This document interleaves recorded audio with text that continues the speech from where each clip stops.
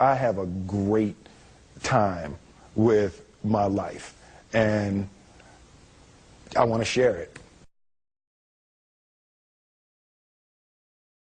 I love living. I think that's infectious. It's something that you can't fake. Greatness is not this wonderful, esoteric, elusive, God-like feature that only the special among us will ever taste. You know, it's something that truly exists in all of us. It's very simple. This is what I believe, and I'm willing to die for it. Yeah. Period. It's that simple. I know who I am, and I know what I believe. I know who I am, I know what I believe. That's all I need to know. And that's all I need to know. So from there, you do what you need to do. Yeah. You know, and I think what happens is we make the situation more complex than it has to be. Because we're looking for complexity. There's got to be something complex to understand. It can't be that easy. No. We didn't grow up with the sense that where we were was where we were going to be. You know, we grew up with the sense that where we were almost didn't matter because we were becoming right. something greater. The separation of talent and skill is one of the greatest misunderstood concepts for people who are trying to excel, who have dreams that want to do things. Talent you have naturally. Skill is only developed by hours and hours and hours of beating on your craft. I've never really viewed myself as particularly talented. Where I excel is ridiculous, sickening work ethic. You know, while the other guy's sleeping, I'm working. While the other guy's eating, I'm working. There's no easy way around it. No matter how talented you are, your talent is going to fail you if you're not skilled. You know, if you don't study, if you don't work really hard and dedicate yourself to being better every single day, you'll never be able to communicate with people, with your artistry, the way that you want. So the only thing that I see that is distinctly different about me is I'm not afraid to die on a treadmill.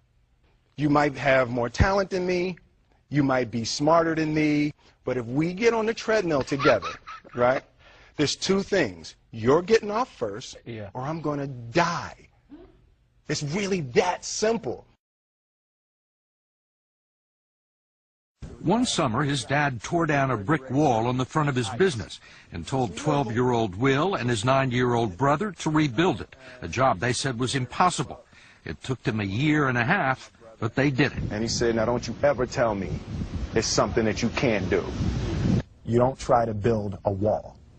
You don't set out to build a wall. You don't say, I'm going to build the biggest, baddest, greatest wall that's ever been built.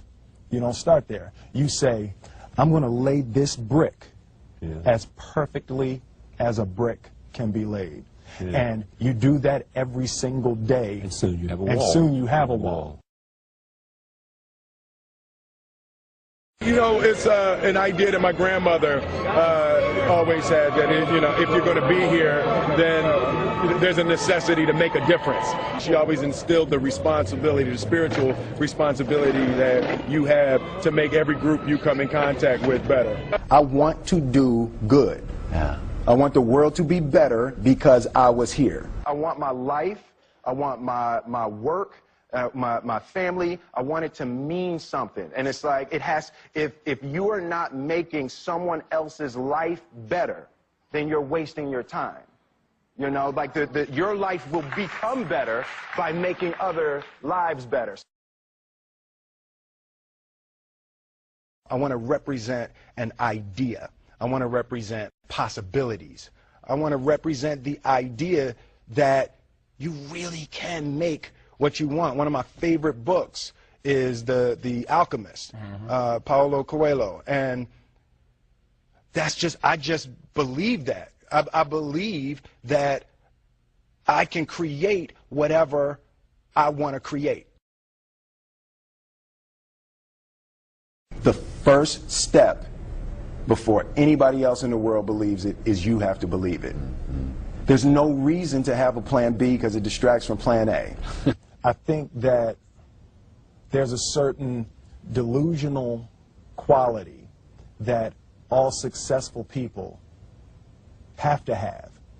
You have to believe that something different than what has happened for the last 50 million years of history. You have to believe that something different can happen. Confucius said, he who says he can and he who says he can't are both usually right. Being realistic is the most commonly traveled road to mediocrity. Why would you be realistic? What's the point of being realistic? Just put up a barrier. Yeah, I'm going to do it. It's done. It's already done. The second I decide it's done, it's already done. So now we just got to wait for y'all to see. It's unrealistic to walk in a room and flip a switch and lights come on. That's unrealistic. Fortunately, Edison didn't think so. It's unrealistic to think you're going to bend a piece of metal and fly people over an ocean in that metal. That's unrealistic. But fortunately, the Wright brothers and others didn't believe that. And it just seems like such a ridiculous idea to me to embrace the idea that it's not going to happen and that's not real for that to happen. As soon as you say it, now you just made that real. Our thoughts, our feelings, our dreams, our ideas are physical in the universe. That if we dream something, if we picture something, if we commit ourselves to it, that is a physical thrust towards realization that we can put into the universe. That the universe is not a thing that's going to push us around. That the world and people and situations are not something that are going to push us around. That we are going to bend the universe and command and demand that the universe become what we want it to be. I study the patterns of the universe. There's a redemptive power that making a choice has, you know, rather than feeling like you're at effect to all the things that are happening. Make a choice, right? You just decide what it's going to be, who you're going to be, how you're going to do it. Just decide. And then from that point, the universe is going to get out your way. It's like it's water. It wants to move and go around stuff, you know. You know, there's a flow of the universe that I've grown to know just how to go with it. I realize that to have the level of success that I want to have, it's difficult to spread it out and do multiple things. It takes such a desperate, obsessive focus. You really got to focus with all of your fiber and all of your heart and all of your creativity. I'm motivated by fear. Fear. You know? Fear of what? Fear of fear. I hate being scared to do something. And I think what developed in my early days was the attitude that I started attacking things that I was scared of.